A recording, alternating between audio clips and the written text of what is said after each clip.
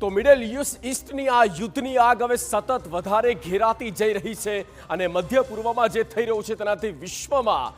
એક રીતે પરિસ્થિતિનો સામનો કરી રહ્યું છે ત્યારે ઈરાને યુદ્ધ વિરામની ઓફર ફગાવી છે અમેરિકા દ્વારા જે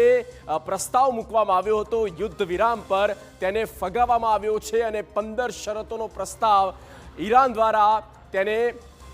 ઠુકરાવવામાં આવ્યો છે અને તે માન્ય રાખ્યો નથી ઈરાને ટ્રમ્પને અવિશ્વાસુ ગણાવ્યા છે તો આ એક મોટા સમાચાર કહી શકાય અમેરિકાના જે દાવા હતા એ બધા જ દાવા પસ્ત થઈ ગયા છે અને ઈરાન દ્વારા સ્પષ્ટ કહેવામાં આવે છે કે અમેરિકા યુદ્ધ હારવાની તૈયારીમાં છે કગાર પર ઊભું છે અને એટલા માટે જ થઈને આ યુદ્ધ વિરામની વાત અમેરિકા દ્વારા કરવામાં આવી રહી છે